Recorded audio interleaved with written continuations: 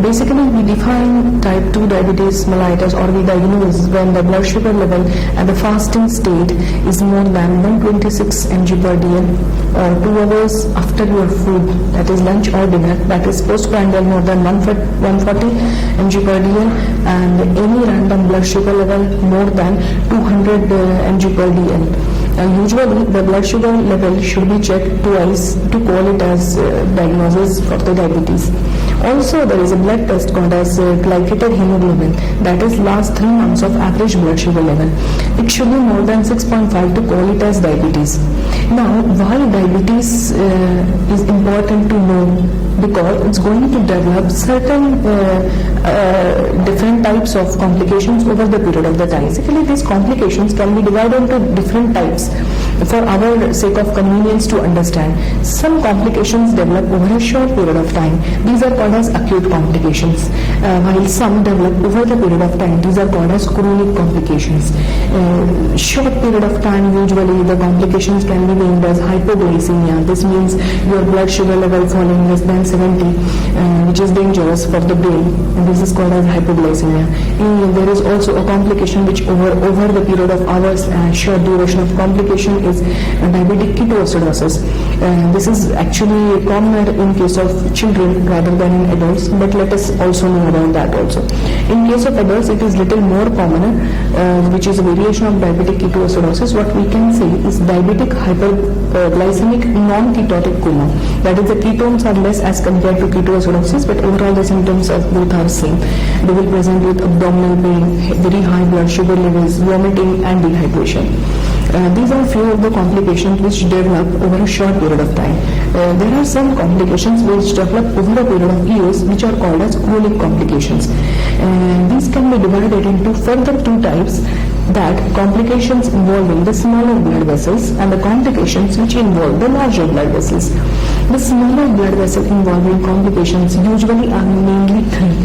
Retinopathy, that is affection of the eye by the diabetes; neuropathy, that is affection of the nerves of the body; and nephropathy, that is affection of the kidneys.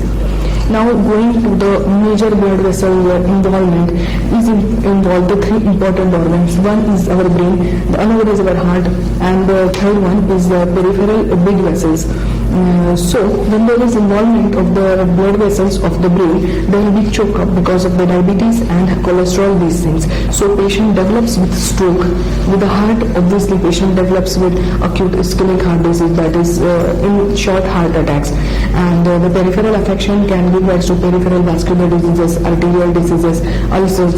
So now, in short, we have the things which are in our hand that we can definitely do. Regular visit to internist or diabetologist is very important. At least monthly there should be a visit in which you should get your blood pressure checked. The physician is going to assess about the other risk factors also, like cholesterol, smoking, and the other risk factors like alcohol, these things. The medicines should be taken sincerely for the patient, and they need to accept the fact that we have to take these medicines for lifetime.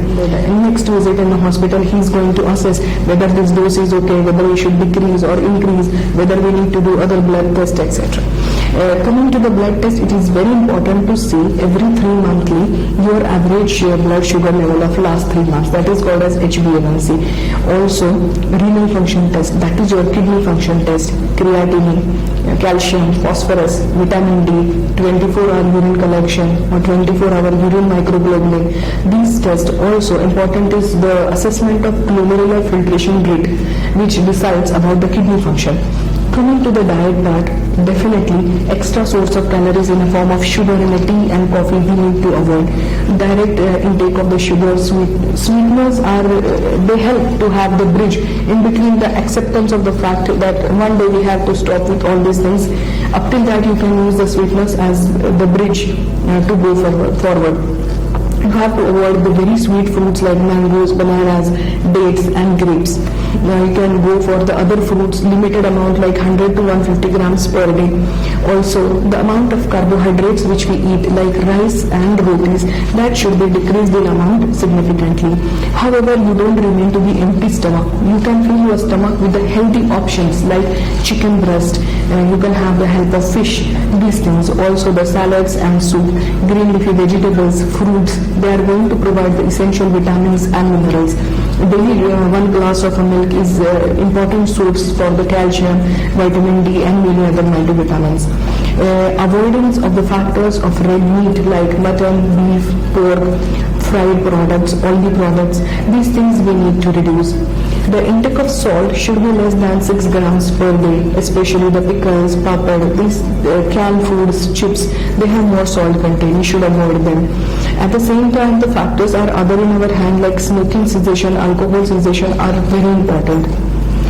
Coming to the exercise part, American Heart Association advise 75 minutes of daily, 75 minutes of overall 1 weekly exercise is important. 30 minutes of brisk walk is easily possible and accessible to the patient. You can do it wherever you are. In short, any kind of exercise is okay. If you can do the other cardio exercises like cycling or badminton or hockey or swimming, anything, this is very good for you. In short, diet, exercise, regular visits to the doctors, all these things are going to determine that we are going to have very less complications. So this is in our hand and we can definitely do it to make the things better. All the best for everybody. Goodbye.